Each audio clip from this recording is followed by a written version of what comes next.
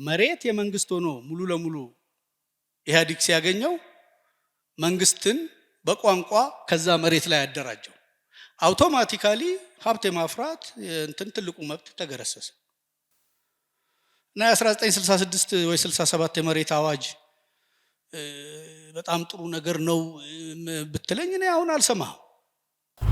ወደፊት ለምን ፈልጋት ኢትዮጵያ ልንገነባ ስለምን ፈልገው ማህበረሰብ የራሱ ኮንትሪቢዩሽን የለውም ወይ?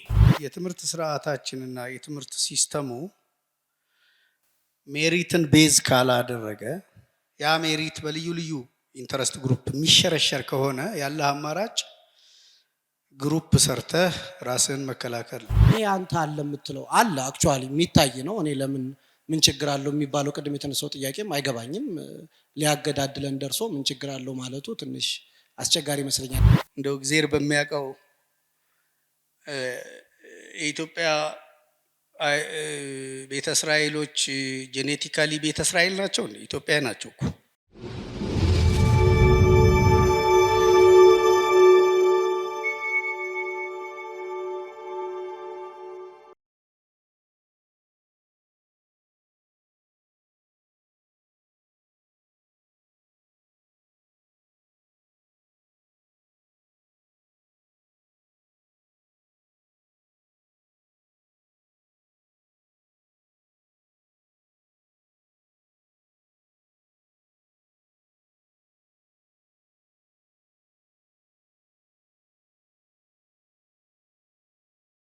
በቅድሚያ በጣም ነው ማመስገን የምፈልገው።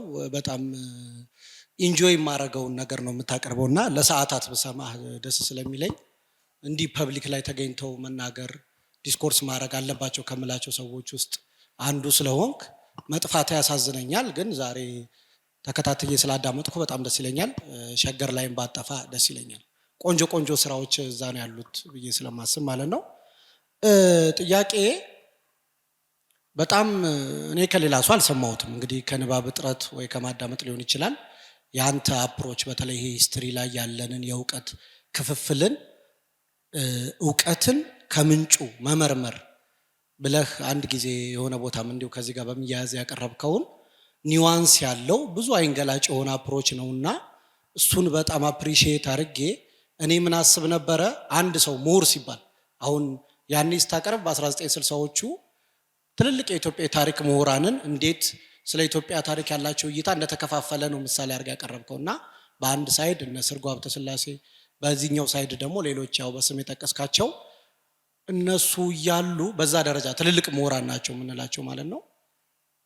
ምን ብዬ አስብ ነበረ ኢንተሌክቹዋልስ አንድ ሰው ምሁር ሲሆን የመጣበት አካባቢን ይዞት የመጣውን የእውቀት ምንጭ እንደዚህ መሻገር ይችላል፣ በመጣበት ተቸክሎ አይቀርም የሚል ሐሳብ ነበርኝ። በተለይ ትልልቅ ምሁራኖች ከመጡበት አልፈው አዲስ መንገድ ማበጀት የሚችሉ ናቸው የሚል እምነት ነበርኝና አሁን ይሄ የታሪክ እይታ ክፍፍላችን አንተ ከምንጩ ነው ያስቀመጥከው እና ከምንጩ መሆኑን ብዙ ማሳያ ያስቀምጣል። እሱን ተቀብዬ ከዛ በኋላ ደግሞ ከሱ ባለፈ ይሄን ምንጭ መሻገር ይችላሉ ብዬ ስለማስብ ማለት ነው ምሁራን ከሆኑ ከዛ ባለፈ ሌሎች ፋክተሮች ምን ይኖራሉ? አንተ እነዚህን የእውቀት ምሁራንን ስትመረምር እንዲህ ተቸክሎ አጽናፍ ያቆያቸው ፋክተሮች ምን አስተውልሃል? ለምሳሌ ፖለቲካል ኢንተረስት ሊሆን ይችላል፣ ኦር ጥላቻ ሊሆን ይችላል፣ ኦር የገንዘብ ጥቅም፣ ኦር ፐርሰናል ባይስ እንደዚህ ሊሆኑ ይችላሉ። ምን አስተውልሃል ነው? ወይስ የእውቀት ምንጩ የመጡበት አፕሮች ብቻ ነው ብለን እንያዘው? ትንሽ ጎዶሎ መስሎ ስለተሰማኝ ነው ለኔ። እሷ ላይ ለመጨመር የምፈልገው ፐርሰናሊ እኔ ካንተ ብዙ ጠብቃለሁ። በተለይ እነዚህ ፌስቡክ ላይ የምጽፋቸውን አርቶቶች ሁሌ ነው የምከታተለው፣ አንተን የምከታተልሃለሁና ይሄ አንተ አለ የምትለው አለ አክቹአሊ የሚታይ ነው። እኔ ለምን ምን ችግር አለው የሚባለው ቅድም የተነሳው ጥያቄም አይገባኝም። ሊያገዳድለን ደርሶ ምን ችግር አለው ማለቱ ትንሽ አስቸጋሪ ይመስለኛልና ይሄ ክፍተት አሉ የሚሉ አንዳንድ ግለሰቦች በራሳቸው ሞክረዋል። ጽሁፎች እየተጻፉ ነው። አንዳንድ ኤግዛምፕሎች ማንሳት እንችላለን። አንዳርጋቸው ጽጌን ጨምሮ ማለት ነው። እና ትውልድ ይደናበር እኛ ምን ቀባጥር ብለህ ባስቀመጥከው ፍሬዝ በሷ ታይቱላም ተመችታኛለች። በሱ ተስማምቼ ካንተ ከዚህ ፐርስፔክቲቭ ብዙ እየጠበቅን ምንድነው የሚሆነው ኮንትሪቢዩሽን? ነገ ምን እንጠብቀ? ቀደም መጽሐፍ ስለመጽሐፍ ለምን አጽፍም ልል ነበረ። ለምን እንደማይጻፍ አስቀምጠሃል። ኦኬ አጻፈው፣ ግን ከቴዲ ሪዮት ጋር ያቀረብከው ፕሮግራም በጣም አስተማሪ ነው። እኔ 3-4 የታሪክ መጽሐፍትን ከማነብ ያችን ማዳመጡ ብዙ አይንገላጭ ነውና እንደሱ አይነት ነገር እንጠብቅ ካንተ ወይስ ምን ልትላቸው ነው? እናርም እያሉ ብዙ እያበላሹ ስላሉ እያበላሹ ነው ትላቸዋለህ? ከዛ ደግሞ ምን ልታረግ አስበሃል? ኮንትሪቢዩሽን ካለህ ብዬ ነው። አይ ኤክስፔክቴሽንን ሊሚት አድርግ ሌላውን መሳተፍ አለበት ብለሃል። እንደዛ አድርጌ ሊያዘው ወይ እኔ ብዙ እንደዛ ኮምፎርቴብል ስላልሆንኩኝ ነው። እሺ አመሰግናለሁ።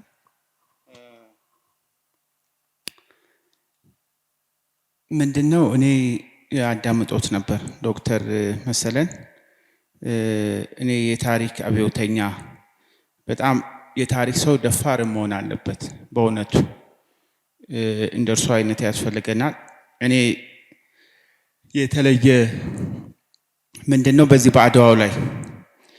በአድዋው ላይ አዲስ አተያይም እየመጣ ነው። እኛ እርስ በርስ እዚህ ስንፋተግ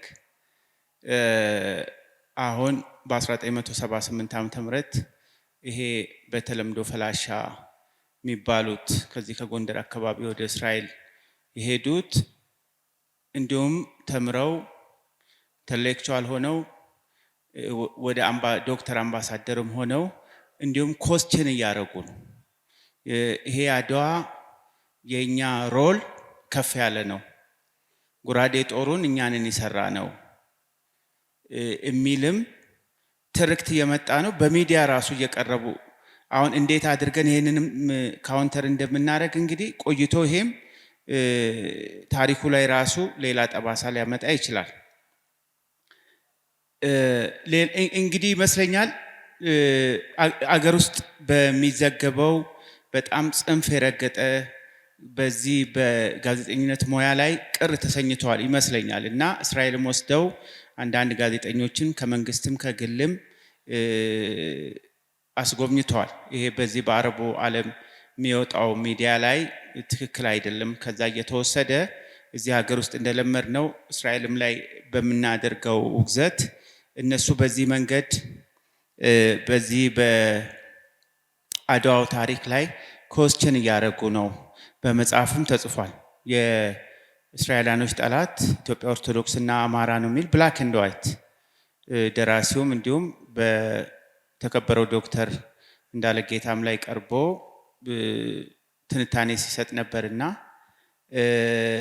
የዚህ የዮዲት ጉዲት 40 ዓመት ወደንም ጠላን ሀገረ መንግስቱ ላይ ነበሩ። ግን በኢትዮጵያ ታሪክ ውስጥ እነሱ አይታወቁ። በፓርላማ ሳይቀር እስራኤል ውስጥ ያሉ ቀርሞ በጎንደር አካባቢና በተለያየ ኢትዮጵያ ግዛት ውስጥ ይኖሩ የነበሩት ይሄንን ኮስችን በጣም ሃይሊ ኮስችን እያደረጉ ነው። ይሄ ወደፊት ምን ሊያመጣብን የሚችል ነገር ነው ብሎ ይረዳሉ ለማለት ነው። አሁንም ደግሜ በጣም ይመስለኛል የአብዮተኝነት ስሜት ጥሩ ነው ለታሪክ በነገራችን ፈሪ ሰው የፈለገውን ዕውቀት ቢኖረው ታሪክ መጻፍ አይችልም እና እንደርሱ አይነት ያስፈልገናል። አመሰግናለሁ። በቅድሚያ ለተሰጠኝ እድል አመሰግናለሁ። ዶክተር መሰለ ይሄንን ዘለቅ ያለ ጥልቀት ያለው ትምህርት ስለሰጡን በጣም አመሰግናለሁ። ረጅም ሰዓትም በመናገር ኤነርጄቲክ ሆነው ስላገኘሁትም ደግሞ ሪሊ አፕሪሺየት አደርጋለሁ። እኔ ላቀርብ የፈለግኩት ነገር ምንድን ነው? እንደመነሻ በ1835 ይመስለኛል ሎርድ ደብሊው የተባለ ሰው ለእንግሊዝ ፓርላማ ያቀረበው አፍሪካን ለመግዛት ዋነኛ መሳሪያ አድርጎ ሊጠቀሙበት ያቀረቡት ምክረ ሀሳብ ምንድን ነው? ትምህርት ነው። አፍሪካ በባህላቸው በእምነታቸው ጠንካሮች ናቸው። በሀገራቸውም ሌባ የለም። ስለዚህ እነሱን መግዛት የምንችለው ዘመናዊ ትምህርት በማስፋፋት የራሳቸውን ቋንቋ እንዲተዉ በራሳቸው እንዳይተማመኑ ማድረግ እንደሆነ ይሄንን ምክረ ሀሳብ እንዳቀረበ አንብቤያለሁ። እና ምን ልል አስቤ ነው በዘመናዊት ኢትዮጵያ ወይም ኮንቴምፖራሪ ኢትዮጵያን ኤጁኬሽን ሲስተም አንዱ ካሪክለሙን ስናይ በኢትዮጵያ ኮንቴክስት የብሪቲሽ ካሪክለም ነው ይታወቃል። እና መጽሐፍቶቹ ማጣቀሻዎቹ መጽሐፉንም ዶኔት የሚያደርጉት ከውጭ በሚመጡ ከሆነ የሚሰሩት ጥናትና ምርምርም ከዚሁ ማጣቀሻ የሚወጡ ስለሆነ በአንድ አቅጣጫ ለመከፋፈልም ያው ቀደም ሲል የተገለጸው ፖለራይዝድ የሆነው ምሁር ራሱ ከዛ ከሚነበበው ሐሳብ ተነስቶ ሊሆን ይችላል ብዬ ገምታለሁ። እና ጠርዘኝነት አንዱ ምክንያት ሊሆን ይችላል ብዬ አስባለሁ። ስለዚህ ይህንን ለማረም የሚቻለው አንደኛው ያለንን ሂስቶሪካል ናሬቲቭስ አቃንቶ ቀደም ሲል አንድ ወንድማችን እንደገለጸው ኢትዮጵያዊ የሆነ ኢንሳይክሎፒዲያ ቢጻፍ መጻፉ ለዚህ የራሱ ኮንትሪቢዩሽን ሊኖረው አይችልም ወይ? የተለያየ ሐሳብን በተለያየ አንግል የሚጽፉ የሚገልጹ ሰዎች እንደርሱ አይነቱ በዛ ነገር ውስጥ ቢካተት ምናልባት ይሄ ሊያግዘን ይችላል ብዬ እገምታለሁ። ሌላው ደግሞ ለመከፋፈላችን አንድ ፕሮፌሰር መስፍን የጻፉት መጽሐፍ ላይ ስለ እምነት የገለጹበት አንድ መንገድ አለ። ለዚህ ሁሉ ውጥንቅጥ ወይም ችግሮች ምክንያት ሊሆኑ የሚችሉት የተለያዩ ፋክተር ቢኖሩም እሳቸው እንደገለጹት 3 ትራያንግልን ገልጸው 3 ትራያንግልን አስቀምጠው አንደኛ ጫፍ እምነት፣ ሌላኛው ቋንቋ፣ ሌላኛው ደግሞ አካባቢ ነው። እነኚህ 3 ነገሮች ባላንስ ሲያደርጉ ነው አንድ ማህበረሰብ የተረጋጋ ሊሆን የሚችለው ብለው ይላሉ።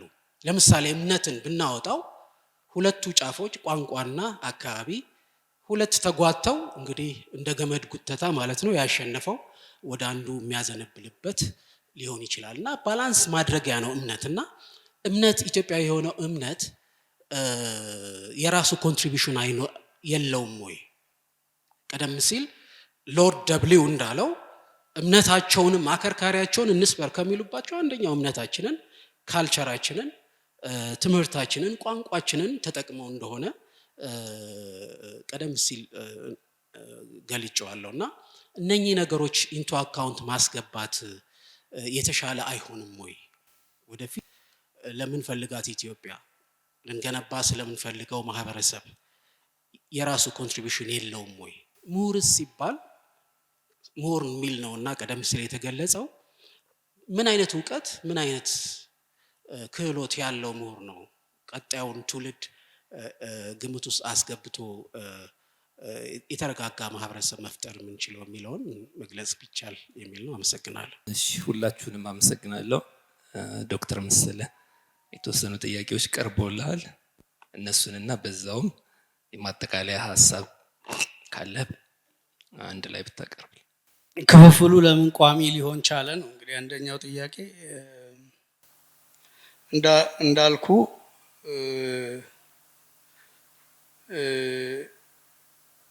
ለምሳሌ አንድ መስሪያ ቤት ውስጥ ይገናኛል ይሄ ሁሉ የምንለው ነገር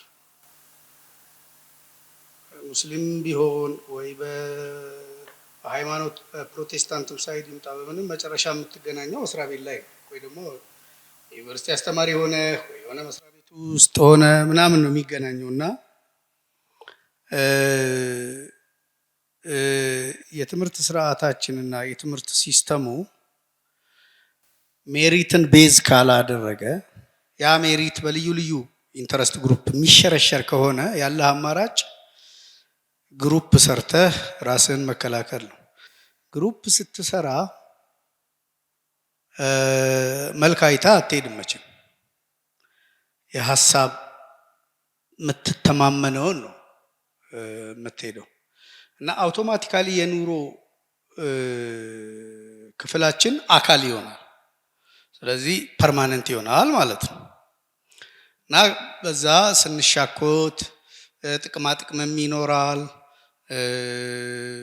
ቤት መኪና ፖዚሽን ይኖራል እና እነኚህ ነገሮች ኦፕሬት ያደርጋሉ። ይህንን ኒውትራላይዝ የምታደርገው ሜሪትን ቤዝ ያደረገ ችሎታን አቺቭመንትን ቤዝ ያደረገ የአሰራር ስርዓት ስዘረጋ ነው። እሱን ደግሞ ሞክረን ፌል አድርገናል። በቀላሉ ሊሆንልን አልቻለም። አንድ ስራ አስኪያጅ መጥቶ በጣም ጥሩ ደረጃ ጥሩ እንቅስቃሴ ይኖርና እሱን ስታነሳው አውቶማቲካሊ ከዜሮ ነው የሚጀምረው። ያ ማለት እንደገና አደረጃጀት ይመጣል ማለት ነው። እንደገና በነበረው ላይ ቢልድ ታፕ አታደርግም። ይሄ በተቋምም ነው፣ ይሄ በሀገረ መንግስትም ነው። 5 ህገ መንግስት ተቀረጸ ሲባል እኮ ይኸው ነው ከዜሮ መነሳት ማለት ነው። ከዜሮ በነበረው ላይ ቢልድ አፕ አድርገህ ቢሆን ለምሳሌ 1930 ዲሞክራሲ ለጊዜው ለኢትዮጵያ ህዝብ አይገባውም፣ የእንትኑ ደረጃ እዛ አልደረሰም፣ የማህበራዊ አደረጃጀት ደረጃው ለዛ የሚያበቃው አይደለም፣ እስከተወሰነ ጊዜ በንጉሳዊ እንትን ስር ሆኖ ይላል አይደል 1930 የኢትዮጵያ ህገ መንግስት። ያንኑ ይዘህ ሙጭጭ ብትልና ያንን ፈርዘር አንድ ማህበረሰብ አደረጃጀቱና አናናር ስርዓቱ ለዲሞክራሲ ብቁ ነው የሚባለው ምንን ሲይዝ ነው? እነኚህን ነገሮች እንዴት በፕሮግራም ውስጥ እንትን አድርገን ይሄ አቺቭድ ሊሆን ይችላልና መቼ እዛ ላይ እንደርሳለን? ለምሳሌ ኮንስቲቱሽናል ሞናርኪ ለመመስረት 20 ዓመት፣ ከዛ በፊት ግን ይሄ ብለህ ስትሰራ ነው። ያ ደግሞ አይሰራም። ስለዚህ በሚራክል ደግሞ አይመጣም። ያልሰራህበት ያልደከምክበት ነገር እንዴት ይሆናል? አይመጣም። ከዛ የሆነ ወቅት ላይ ያ ሲንከባለል ይሄድና አንዱ መጥቶ ከስር ይደረምሰውና በእውነት አሁን የ66ቱ የለውጥ ጊዜ ህገ መንግስት አርቃቂ ኮሚሽን ተቋቁሞ ህገ መንግስት ተረቆ አልቆ ህገ መንግስቱን እዛ ላይ ለምን ደርግ ቢልድ አላረገም? ከስር ተናደ። የሂድሪ መስረታ ህገ መንግስት 10 ምናምን ዓመት ወስዶ ህገ መንግስት ተጽፎ ተዘጋጅቶ ልክ ህገ መንግስቱ ታውጆ ወደ ስራ ሲገባ በ3 በ4 በ5 ዓመት ውስጥ ደርግ ኮላፕስ አደረገ። ከዛስ እንደገና የግዛት አስተዳደር፣ እንደገና ህገ መንግስት። በእነኚህ ሁሉ ህገ መንግስቶች ውስጥ ደግሞ ተመልሶ የዛ እንትን ባለቤት የሆነው ቡድናዊ ፍላጎት ህብረተሰቡ ሳይሆን ህብረተሰብን ማዕከል አድርጎ ህብረተሰብን ግብ አድርጎ እንዴት ነው ህገ መንግስት የህብረተሰቡ ኢንተረስት ላይ ተንተራሰ እና እነኛ ቡድኖች በዛ ኢንተረስት ላይ የሚቆሙ አድርጎ ለምን የኢትዮጵያ ሰው መቅረጽ አቃተው? ያ ነው ችግሩ። እንችላለን ወይ? ኢንሄረንትሊ ኢንኬፓብል ብንሆን ምንድነው ማስረጃችን? ያው አይተን እንትን ስንል ነው። ብዙ ነገራችን ደግሞ የማስመሰል እንጂ ነገሩን አምኖ ተቀብሎ ለዛ እንትን ማለት አይደለም። ለምሳሌ ግራዚያኒ አዲስ አበባን ሲያስተዳድር አዲስ አበባ እንደገባ ባድጎሊዮ ነው የገቡት። እሳቸው ማርሻል ናቸው። እኛም ይሄን ማርሻል ሆኗል እና በማርሻልነት እንትን ሲል የግራዚያኒ የበላይ አለቃ አሌክዛንደር ሎሳና ይባላል። የቅኝ ግዛት ሚኒስትር ነው፣ ጣሊያን ነው። እና ግራዚያኒን አይወደው። ለምንድነው የማይወደው? ፈሪ ነው። ሊቢያ ላይ ኦቨር ፓወር ተጠቅሞ ኡመር ሙክታርን ሴንት አደረገብን። እንትኑን ነርቡን እንትን ብሎ በአግባብ መሄድ አይችልም ብሎ ቅያሜ ያለው ከበፊትም እና አሁን እንደመጣ በቃ አሁን ተይዟል። ሜናይ ቦኒቶ ሙሶሊኒ ንግግር አድርጓል። አገሩ ተይዟል፣ ተረጋጉ እንትስ ተብሏል። አሁን የሚቀጥለው ያለፈውን መንግስት ኢትዮጵያኖች ከምናባቸው እንዲያወጡት እና አዲሱን እንዲቀበሉ ሐውልቶቹን ምኖቹን አንሳ፣ የሚኒሊክን ሐውልት አንሳ ይለዋል። ባጭሩ ግራዚያኒ ይፈራል። ቢወተውተው ሊቀበል አልቻለም። ሌላ ገና ባልተረጋጋ ሁኔታ እዚህ ጋር ይዘን አልጨረስንም። ምዕራብ ኢትዮጵያ ላይ ሰፊ እንትን አለብን። እንደገና እዚህ ያለውን ህዝብ ቆስቁሼ ሌላ ተቃውሞ የምቀሰቅስበት ምክንያት እና ግራዚያኒ ካልኩሌት ያደረገው ነገር ምንድነው? ሰው ፍጹም ተነስቶ ሚኒሊክ ሐውልት ስለተነሳ ሄዶ የሚጋደል ወይ ምናምን ነው ያደረገው። ስለዚህ ሎሳና መጣ፣ ኦክቶበር ውስጥ መጣ፣ ሜይ ውስጥ ተይዞ ኦክቶበር ውስጥ መጣ። በሀዲዱ ነው የገባው። ድሬዳዋ ልዩ አቀባበል ተደረገለት። የአልቲሜት የቤኒቶ ሞሶሊኒ ባለስልጣን ስለሆነ መጣ። አዲስ አበባ አረፈ። ሆቴል ተያዘለት። ብላክ ሸርት እንትኖችን አዘጋጀ። ነገ ታነሳላችሁ፣ አንሱት፣ ስታነሱ እንትን እንዳትሉት፣ ሌላ ጠብም እንትንም አንፈልግም፣ አንሱና ግን ከዚህ ጋር ሰው ማያው ቦታ ላይ ያስገቡት ይላቸዋል።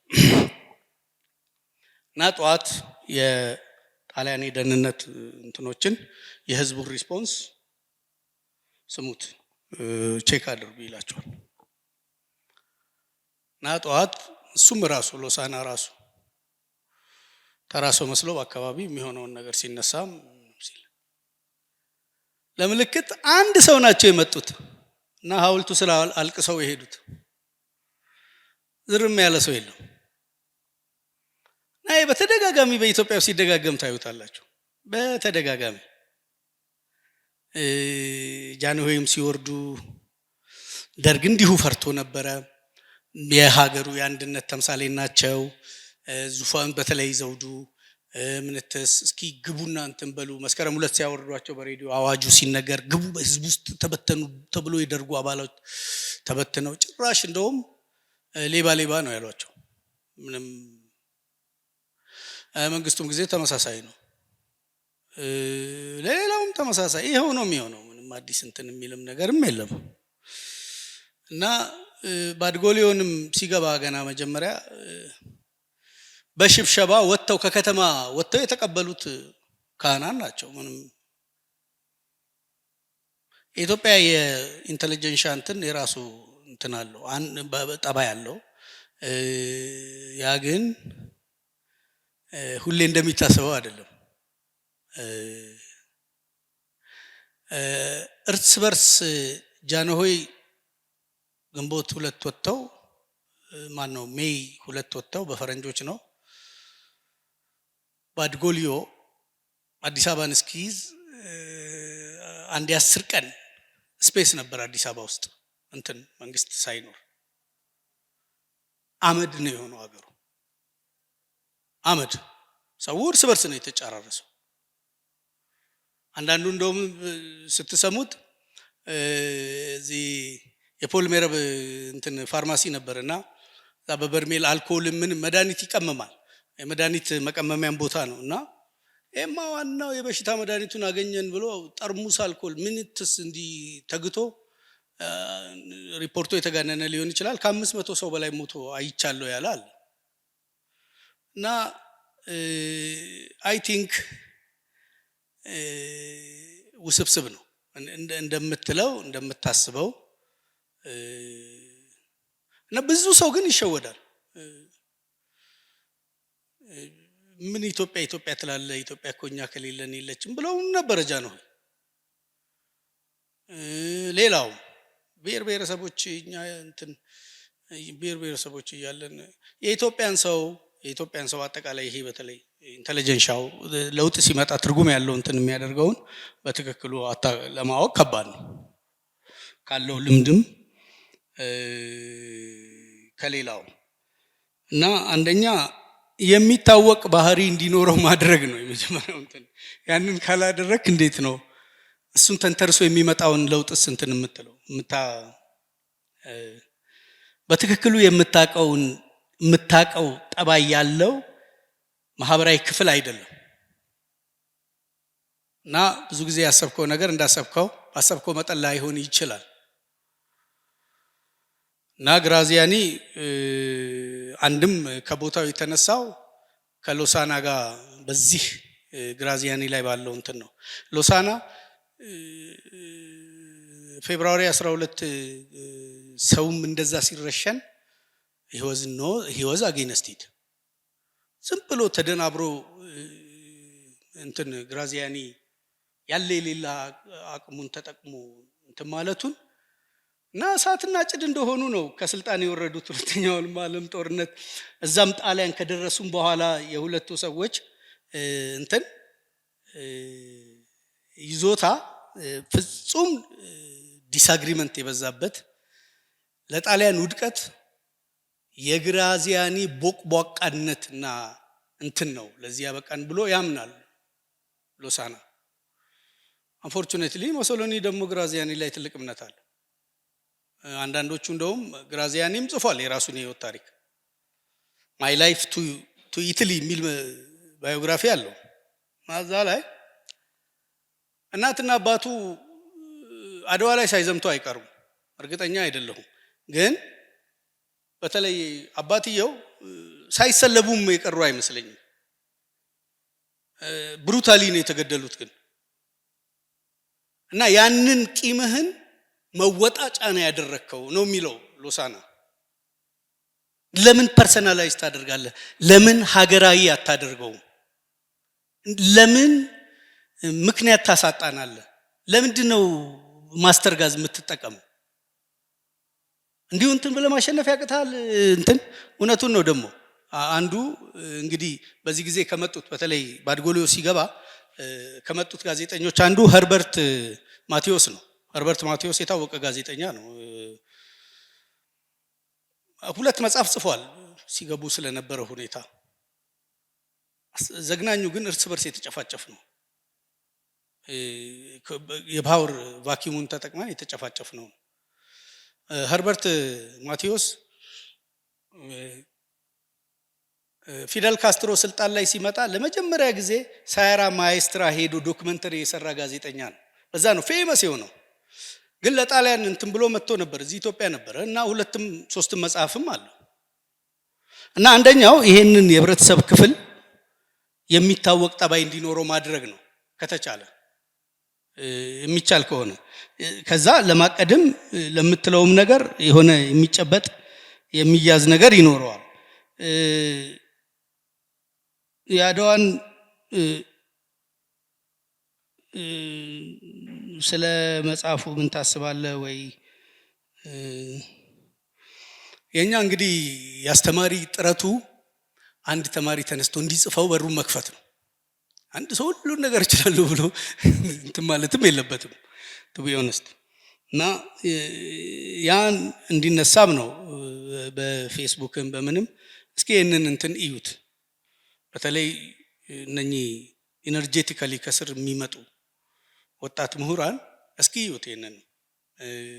በዚህ መንገድም ያጎደለንን ነገር ብናውቀው ምናልባት የችግራችን እንትን መፍትሄ ሊያገኝ ይችላል በከፊል እዩት ነው እንጂ ኮምፕሊት የሆነ ሶሉሽንም የለም።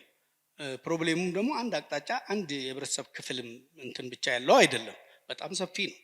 እና ግን እንደዛው አስፍቶ አጥንቶ መፍትሄ መስጠት ይቻላል እላለሁ። ቤተ እስራኤሎች አድዋም ሌላውንም የኛ ነው ብለዋል። መንፈሱ አልገባኝም የጥያቄው። ግን ሙያውንም ሌላውንም ለምሳሌ ሊኖሩበት ይችላሉ። አዎ ምን ችግር አለው? ምን ችግር አለው? ቆይ አሁን አንተ ስታስበው እንደው እግዚአብሔር በሚያውቀው የኢትዮጵያ ቤተ እስራኤሎች ጄኔቲካሊ ቤተ እስራኤል ናቸው እንዴ? ኢትዮጵያ ናቸው እኮ።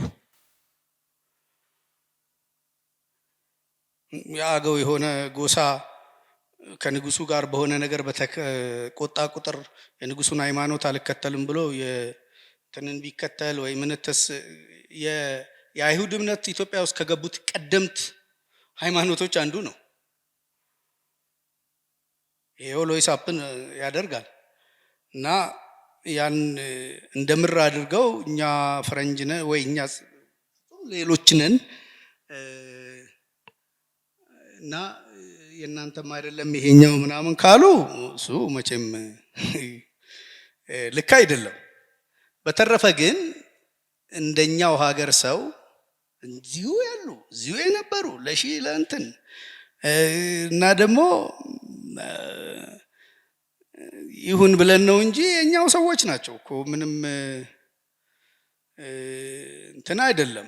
በኢቮሉሽን የኛ ያለ ራሻው ነጭ አሁዶ ነው የኛ ጠቆረ ነው የምትለኝ ወይ ደግሞ እንደሚባለው ሙሴ ይዟቸው ሲሄድ እስራኤሎችን ተገንጥለው ጠፍተው የአባይን ተፋሰስ ተከትለው መጥተው እዛ ጋር ሰፍረው የጠፉ ምናምን እኔ ከጎንደር ህዝብ እዛ አካባቢ ካለ ሌላውም ህዝብ የተለየ ነው ብዬ አላምንም። ግን የተለየ ትርክት ሊፈጠር ይችላል በተለያየ ወቅት። በዛም ደግሞ በተለያዩ እንትኖች አሁን ብዙ ሰዎች እስራኤልን ከአይሁድነት የሚለዩት ለዛ ነው። አይሁዳውያን እና እስራኤላውያን ይሄ አዲስ ኮንስትራክት ነው። የኛ ሰው ሪቹዋሉም ቋንቋውም ከኛው የተዳቀለ ሲኖር አብሮ እንትን ያለ ብዙ ነገር የሚወራረስ ለምን የነሱን መዝገበ ቃል ቅማንትኛም መዝገበ ቃል አውጥታ አታይም? አብዛኛው ቃል እኮ አማርኛም ነው አገውኛ ነው እና ውርስ አለን። ለምን ለጎንደር ሲሆን የተለየ ይሆናል? ሸዋ ውስጥ ጋፋት አይደል እንዴ? ሸዋ ቢዛሞ አይደል እንዴ? አምቦ በመሰረቱ እና ያ ህዝብ በኖ ጠፍቶ ኦሮምኛ ተናጋሪ ሆነ ነው። እዛው ራሱ ነው አፉን ለውጦ እንትን የሚል ምንም ይሄ ግልጽ ነው። ለምሳሌ ጋፋት 10 ነገዶች ዲና ኦሮምኛ ውስጥ ጠላትነትን ከጥሎ ከማለፉ ውጪ ዲና አሁን እንደ ህብረተሰብ የለም። ዲና ግን በሙሉ ጠፍቶ ነው እንደ ኦሮምኛ ተናጋሪ ሆኗል። ከፊሉ አማርኛ ተናጋሪ ሆኗል። ከጋፋትም እንደዛው አንጥልም ያሉ የሆነ ቋጥኝ የያዙ ፕሮቶታይፖች በየቦታው ቀርተው ሊሆን ይችላል በልዩ ልዩ ስም። ይሄ ኮምፕሌክስ የሆነ የሶሻል ፕሮሰስ ነው እና በፍጹም የተለየ ሰው ነው ብዬ እኔ አላምንም። ለማመንም አስቸጋሪ ነው። ያ ከሆነ ደግሞ እንደ ማንኛውም የጨዋ ስርዓት ስሪት ዳሞት ከሸዋ ተነስቶ በጨዋ ስሪት ጎንደር ሰፍሯል፣ ሐረር ሰፍሯል። ንጉሱ ለጥቃት ተጋልጧል ያለው ቦታ አስፍሮታል፣ ስሙን ይዞ ሄዷል። ቢዛሞም እንደዛው ነው፣ ጋፋትም እንደዛው ነው። የወታደራዊ የጨዋ ስርዓት ወታደራዊ ስርዓታችን ነው እኮ ይሄንን ፊውዥን በጣም አምጥቶብን አንዳንድ ስሞችን አለ ቦታው ሁሉ ነው የምናገኛቸው። ያ ማለት ከጉራ ምናምን መጥቶ ምናምን ነው አይደለም። የሆነ የጨዋ ቡድን እዛ ጋር ይሰፍርና ሚክስ አድርጎ የሆነ ነገር ያደርጋል። በዚህ ሀርሲ መሸጋገሪያ ስለሆነ የቆላውና የደጋው ትልቅ የህዝብ እንትን የጨዋ መስፈሪያና መዋሃጃ ቦታ ሆኖ ቆይቷል በታሪክ። እና አንዳንድ ጠፉ የሚባሉት እነ ማያ እነ ዘላን እነ ዶባ ተነስተው በእናው አልጠፉም እኮ የሆነ ቦታ ሄደው አፋቸውን ለውጠው ሌላ ሆነዋል ነው። እና ቋንቋ ኢሉሲቭ ነው። ለቤተ እስራኤል ሲሆን ይሄ የተለየ ነገር አለው ይባል እንደሆነ አላቅም። እንግዲህ ይሄ ኮምፕሌክስ ሶሻል ፕሮሰስ ነው። ሃይማኖት ስትፈልግ የምትቀበለው ስትፈልግ የምንለውጠው ነገር ነው። በሆነ እንትን በእኛ ሀገር ተጨባጭ ሁኔታ እና ገና ለገና ያንን ተቀበልክና በፍጹም በቀል ነቀልህ እስራኤል ነው ልትለኝ አትችልም። የተያየን ነው በብዙ ነገርም። ቋንቋውም አብዛኛው አሁን ጎንደርን ትርጉም ያጣንለት፣ ጎጃምንም ትርጉም ያጣንለት፣ ትግራይንም ትርጉም ያጣንለት ለምንድን ነው? የነበሩት ህዝቦች በፊት የሆኑ ቋንቋ እንትን ውስጥ ሆኖ እዚህ ለወንዞቹም ጭምር አሁን እነ ጉደር እነ ገንቦ ምንትስ የሚባሉት በሙሉ እኮ ጋፋቶች ናቸው። የጋፋት ጎታ ስም ነው እኮ። ሳም ፖይንት ግን ወይ ለወንዞ ነው ወይ ለተራራው ነው። ያ ህዝብ ግን ጭልጥ ብሎ በኖ ከምድር አልጠፋም። እዛው ነው። አፉን ለውጦ ነው፣ ቋንቋውን ለውጦ ነው። እና ቋንቋ ደግሞ ኦልዌይስ እንዲህ ያደርጋል። የዛሬ 100 ዓመት እዚህ ጋር ያለን የቋንቋ ኢኮሎጂ ከ100 ዓመት በኋላ ላታገኘው ትችላለህ። ይለወጣል፣ ግን ኢንሲዲየስሊ ስለሚለወጥ ነው። እና አይ ቲንክ እኔ የእንትንን የምረዳው እንደዛ አድርጌ ነው። የካሪክለም የተባለው ትክክል ነው፣ ግን ካሪክለም ከሀገሪቱ ትልቅ ህግ የሚቀዳ ነገር ነው። ናሽናል ኤጁኬሽናል ጎል ከሀገሪቱ ትልቁ ህግ ተቀርቶ ኮንደንስድ ይሆናል። ያ ጎል በየደረጃው እስከ ትምህርት ኦብጀክቲቭ ድረስ አቴን የሚሆንበት እንትን ላይ ዋናው ነገር ላይ ከተዘበራረቅ የተዘበራረቀ ካሪክለም ነው የሚኖረው። መጀመሪያው ነገር ዋናውን ነገር ማስተካከል ነው። ከዛ በኋላ የሚወጣው ካሪክለም ብሔራዊ የትምህርት ግብ፣ ከዛ ጎሉ፣ ከዛ ሲለባዩ፣ ከዛ የእያንዳንዱ ትምህርት እንትን በሙሉ ከዛ ጋር ጊር አድርጎ ነው የምታደርገው። የምትደርስበትን፣ የምታስብበትን፣ የምታልመውን ነገር የምታስቀምጠው ህገ መንግስት ላይ ነው። ነዛ ትልቁ ህግ ላይ ነው። ያንን ህግ እንደ አሜሪካኖች 200 ዓመት የሚዘልቅ በህብረተሰቡ ፍላጎት ላይ መሰረት ከግለሰብ ከቡድናዊ ጥቅም ወይ ከሆነ ትውልድ እንትን ውጪ ማህበረሰቡ ላይ ፍላጎት ላይ መሰረት ያደረገ ያ ማህበረሰቡን መዳረሻ ግብ ያየ ከሆነ ዋይ ኖት። ያንን ግን የኢትዮጵያ ሰው አልቻለም ነው።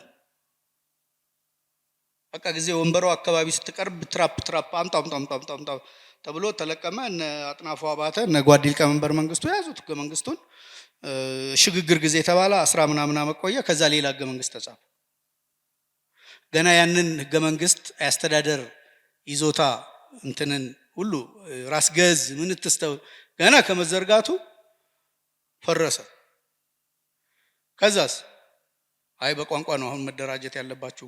በቋንቋ ሲደራጅ ሀገሩ አንድነቱ ይጠናከራል። ዳይቨርሲቲ ምንትስ ብለው ኮሚኒስቶቹ ሰውን ግራ አጋቡት። ይነግሯቸው ደግሞ ኮሚኒስት አይሰማ፣ ድርቅ ካለ ድርቅ ነው። ቢባሉ አልሆንም አሉ፣ አደረጉት። ደግሞ ሳይጸጸቱ አለፉ። ቸግረው ነገር ያ ነው። አዲስ አበባ 20 ኪሎ ሜትር መውጣት ሁሉ አቅቶት በስተመጨረሻ ፕሮፌሰር እንድሪያስ ሸቴ አንድ እንትን ኢንተርቪው ሰጥተው ይጸጸታሉ ወይ ሲባሉ አረ እንዴት ነው ምንድነው የምጸጸተው? አልጸጸትም ነው ያሉት። ሌሎቹም አለማንታ አሁን ምንም የተጸጸቱት ነገር የለም። በመሬት አዋጁ የመሬት አዋጁ መጥፎ ነው ማለት አይደለም። እንደተባለው ከሆነ በእውነት ግን ተራማጆቹ ዋሽተዋል ነው እኔ የምለው። አለማንታ አሁን በጻፉት መጽሐፍ ጎንደር ላይ 26 አይነት የግብር አይነት ይከፈል ነበረ። የአሞራ ግብር፣ የድመት ግብር፣ ማሩ ቀመስ ምናምን ሁሉ ያመጡትን ቆጥረው ጣሊያን ኢትዮጵያን ሲይዝ ብዙን ለውጦት ጃንሆይ የማር ግብርን እንኳን ከጣሊያን ወረራ በፊት ነው የተሰረዘው። ምክንያቱም ጠጅ ቤተ መንግስት ጌጥ መሆኑ በቃ ቢራ እየተካው መጣ። ያንን ይዘ በግብር ማስቀጠር እና ብዙ ተለውጦም ነገሩን በጣም የመደብ ትግሉን አክፍተው ለማቅረብ ስለሚፈልጉ 26 ይከፍል ነበረ። ተጨቆነ፣ ገባር ሆነ ይሉሃል። ደቡቡ ገባር ሆነ፣ ሰሜኑ መጥቶ አስገበረው፣ አደህየው ይሉህና አዳፕ የማያደርገው ነገር እሺ ያ ከነበረ ችግሩ መሬቱም ተካፈለ። ለምን 77 ላይ ከዛ በፊት ተርቦ የማያውቀው ህዝብ ተራበ? ትክክል ከሆነ አይደለም። ድህነትን ያደሉት ድህነትን አካፈሉ። ሁለት ቤት ያለውን ሰው ፊዶ ቡርዣ ብለው አንዱን ነጥቀው፣ በሂደቱ ግን ማን ነው ሀብታም የሆነው? መንግስት ነው። ይሄንን ማመን በቃ አይፈልግም። የቤት ኪራይ ወርዶ መሰብሰብ ጀመረ መንግስት። በተለይ የከተማ ትርፍ ቤት አዋጅ ሲወጣ የገጠሩን የህዝብ የከተማውን የመንግስት ብለው ነው ያወጡት። እንዴት ነው ህዝብስ እንደ አንድ ግለሰብ ሀብትን ኦን የሚያደርገው? ህዝብ ዲፋይን ሳይደረግ የመንግስት የማይሆንበት ምክንያት ምንድን ነው? ህዝብ መንግስት ህዝብ ነው የወከለኝ ህዝብ ነኝ ብሎ የማይመጣበትስ ምክንያት ምንድን ነው? ኦኬ ይታደል። ከዛስ በኋላ መሬት የመንግስት ሆኖ ሙሉ ለሙሉ ኢህአዲግ ሲያገኘው መንግስትን በቋንቋ ከዛ መሬት ላይ ያደራጀው አውቶማቲካሊ ሀብት የማፍራት እንትን ትልቁ መብት ተገረሰሰ እና 1966 ወይ 67 የመሬት አዋጅ በጣም ጥሩ ነገር ነው ብትለኝ እኔ አሁን አልሰማህም። ሰውን ሀብት የማፍራት በህግ ፊት እኩል ከዛ የቋንቋ ክልል እንትን ውጪ የሆነው አርበኛም ቢሆን ተራ ወራዳ ሌባ ተደረገ። ይሄ ግልጽ አይደለ እንዴ? ከዚህ አሜሪካ ሄዶ እሱ አለማንተ አሜሪካ ሄዶ መሬት ገዝቶ ይኖራል። ኮሚኒስት ከሆንክ ትክክለኛ ካመንክ እንዴት ሆነ ነው ኢምፔሪያሊስት ሀገር የምትሄደው? እና እዛ አንተ የምትኖረውን ሀብቴ ማፍራት በህግ ፊት እኩል የመዳኘት ዜጋ የመሆን መብት እዚህ ግንጥልጥሉን አውጥታ አጥፍተ ነገሩ ሲበላሽብህ ሸሽተህ ሄደህ ችግር የለውም እኛ ነፃ አውጥተነዋል ገበሬውን እንደዚህ አድርገን እንዴት ከሆነማ ታዲያ ይሄ ሁሉ ረሃብ ለመመጣበት ይሄ ሁሉ ችግር ለመመጣበት 26 ግብር ከፍሎ እንዴት መኖር ቻለ በኃይለ ሥላሴ ጊዜ? እና ይሄ የቲዮሪውን ፍላጎት ለማሟላት ብዙውን ነገር ያልሆነውን ሆኗል ብለው አቅርበውታል። መሬትም ላይ ቤዝ ማድረግ ያለብን አይመስለኝም። እንደ ማህበረሰብ በጣም የሚጨምር ህዝብ ስለሆነ ወደ ሌላ የኢኮኖሚ ዘርፍ መሄድ ያለበት ነው። ያ ደግሞ እውቀት ይፈልጋል። የኢትዮጵያ ኢንተለጀንሻ እውቀቱ በተግባር ያልተፈተሸ ነው። ለዚህ ነው ቶሎ ብሎ ወደ ቁርቁዝ የሚወስደው። አንተና ነው እኮ ያደህየ እንትን ለምንድን ነው ያኔ ቤት የሌለው ሰው ቤት እንዴት ያገኝ ብሎ ማሰብ ያቃተው? ምርታማነት እንዲጨምር ምን እናድርግ?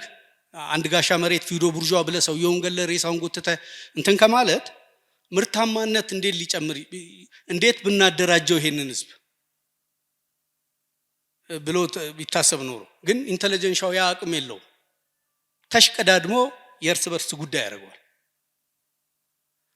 በዓለም ላይ እንደ ኢትዮጵያ የእውቀት ሀብትን አባክኖ የሚኖር ማህበረሰብ የለም። 45 ዩኒቨርሲቲ አለ። ከ45 ዩኒቨርሲቲ የሚወጣ እውቀት ህዝብ ጋር አይደርስም። የዛ የእውቀት ትሩፋት ህይወቱ ላይ ትርጉም የለውም፣ ሼልፍ ላይ ነው የሚቀረው። ቱ ዘ ኤክስቴንት አንዳንዶቹ የተሰየሙበት ሀይቅ የአግሮ ኢንጂነሪንግ ዶክተራል ዲግሪ እየሰጡ ሀይቁ ሁሉ በኖ ይደርጋል። እና ይሄ የእውቀት ብክነት እንዴት ነው? አትሊስት አሁን እንግዲህ መሬቱ እየጠበበ መጣ። ተካፈለ ለልጅ አሁን ያ መያዛልቅ አይደለም። እንዴት ነው የእውቀት ትሩፋትን የእውቀትን ወደ ገንዘብ መለወጥ የሚቻለው? ያ ደግሞ ኢንተለጀንሻው ላይ የሚወድቅ ነው። በተግባር የተፈተሸ የተመዘነ እውቀትን የሚፈልግ ነው። ይሄ ዲክሽነሪው ቃሉ እንዲሁን ምንለው እኮ ለዛ ግብ ነው። በተወሰነ እና ቋንቋ ከማቀጨጭ ሁሉንም ቋንቋ አትሊስት ፊልም ሰርተህበት መጽሐፍ ጽፈህበት ወደ ገንዘብ ልትለውጠው የምትችለው ነው። አሁን ልክ እንደ ኢንሳይክሎፒዲያው እያንዳንዱን እውቀት ለምንድነው ተስፋ ጽዮንን የደብረ ሊባኖስ ገዳም ሰው ናቸው ስዕላቸውን ይዘህ ሮሞች ለቱሪዝም እንዲመጡ ማታረገው? እዚህ ኢትዮጵያ ላይ ነው አይደለም? ለምሳሌ ማርሴል ግሩል፣ ማርሴል ኮሄን እነዚህ ትልልቅ እንትን በእኛ ነው የተማሩት ፍልስፍና። አሁን ግሪዮን በኢትኖሎጂ ግንባር ቀደም ምሁር ናቸው ፈረንሳይ ውስጥ። እኛ ሀገር ነው የሰራው። እዚህ ቦታ ላይ ጎንደር መጥተዋል፣ እዚች ቤት አልፈዋል ብለህ ለምንድን ነው ከፈረንሳይ ቱሪስቶች ይህንን ወደ ካፒታል ወደ ገንዘብ ለውጠህ ያንን የእውቀት ሀብት ገንዘብ የማታረገውና ሰርቫይቭ የማታረገው በሁሉም ዘርፍ አዲስ አበባ ዩኒቨርሲቲ ቲዮምቤ መጥተው ሌክቸር ሰጥተዋል። ለምሳሌ ስቴፈን ስትራላይሲን መጽሐፈ ስራይን የጻፉት አዲስ አበባ ዩኒቨርሲቲ ሌክቸር ሰጥተዋል። ለምንድነው ፕሮፋይላቸውን ይዘው አሁን ዝም ብለህ ምንድነው የኛ ተማሪዎቻችን የቀደማችሁት ኑና ባንድ በገንዘብ የምትደግፉን ከሚባል ምክንያቱም ደሞዝተኛ ነን እኛ ሀብትም የለንም ልንደግፍም አንችልም ውሸት ነው። ከዚህ ደሞዜ ላይ ምንድነው ልሰጥ የምችለው? ምንም የሚሻለው ነገር አዲስ አበባ ዩኒቨርሲቲ ላይ ምንም ክፉ ነገር ቢሆንም እንትን ያሉት ሪቻርድ ግሪንፊልድ እዚች ዲፓርትመንት ነበረ ብለህ ፎቶውን ሰቅለህ የእንግሊዝ ሰዎች መተው እንዲያዩት ለምን አታረግም? ለምን አቢዩስ ታደርገዋለህ? 50,000 ብር እየተሸጠ ነው አይደለ? ዳዊት የመጀመሪያው ዳዊት 50,000 ብር በጨረታ ነው። ያው ኢሚሊየንስ ሊሄድ ይችላል የመጀመሪያው ተመስሎነ። ለምንድነው ያንን እንትን ገዝተህ አምጥተህ እዚህ ዋናው ሩት ላይ እንትን ሙዚየም ውስጥ አስቀምጠህ እንትን ማትለው? ግራዚያኒን ራሱ የሰራውን ነገር እንትን አድርገ ያው እዚህ ጋር ነው እኮ እንዲህ ሆነው እዚህ ጋር ነው እንዲህ በቦምብ የተመታው እዚች ሆስፒታል ነው እኮ ታክሞ ተኝቶ እንትን ያደረገው ብለ ለምንድን ነው አድርገ በዚህ ውስጥ ኮምፒቲቲቭሊ ያንን እንትን ለማለት ማትሄደው? ራዘር እርስ በርስ እዚሁ ዝም ብለህ ሚኒሊክ ትክክለኛ ናቸው አይደሉም ማርያም ነች የምታማልደው አይደለም እያልክ ስትጣላ ብትል እንጀራ አይሆንም። እና ይሄንን ልትፈጥር የምትችልበት መንገድ ምንድነው ነው? ይሄንን ምሁሩ ማሰብ አለበት። ይሄ ኢንተለጀንስ የምትለው እንትን ማድረግ አለበት። ያለችን የመንግስት በጀት ብቻ ተቀራምቶ በልቶ ቀማምቶ ራሱን አሳድሮ ለማስገኘት ብቻ መሆን የለበትም። እና አይ ቲንክ ሊባል የሚችለው አሁን ትልቅ ብክነት ያለው እውቀት ላይ ነው። ጆርናሎቹ አገር በቀር ጆርናሎች አንድ የጆርናል አርቲክል አሁን ላንሴት ላይ በአጼ ቴዎድሮስ ጊዜ የወጣ በብር ገዝተህ ነው እንዲሁ የሚሰጥ ሰው የለም። የኛ ግን የእንትን ሲስተማችን ጊር ያደረገው ወደ ውጭ ነው። ዳታው በሙሉ ወደዛ ነው። ከዛ ቤኔፊት ማድረግ አልቻለም። ከአርትኦት ከህትመት ከምንት እስከሚባለው ዘርፍ የሆነው የህብረተሰብ ክፍል ሲግኒፊካንት የሆነው የህብረተሰብ ክፍል በተለይ ምሁር ከምትለው እንትን መኖር ነበረበት። ግን የአርታይነት ክፍያ ራሱ ስታንዳርድ የለውም። ናዚህ ሲዘ ፕሮብሌም እና መጥቶ የሚያርፈው አሁንም ይሄው ክህሎት አደር የተባለው የእንትን መደብ ላይ አንዱን ካንዱ አፋጦ አንዱን አናጭቶ የራሱን እንትን የሚፈልገውን ትቶ ሪሊ እውቀቱ የህብረተሰቡ ትሩፋት የሚሆንበትን መንገድ በስትራክቸርም በሌላም ማለም መቻል ያለበት ይመስለኛል እንጂ በዚህ ሁኔታ በፍጹም 85% የህብረተሰቡን ክፍል አሁንም መሬት ይዞት ብዙ ሊቀጥል የሚችል ዝም ብሎ ተራ ትርክ ተፈጥሮ ያጫርሳል። ፋንዳሜንታሊ ኢኮኖሚ ችግሩ ይሆናል ከስር። አይ ቲንክ ይህንን ብዬ ቢበቃኝ ይሻላል። አመሰግናለሁ።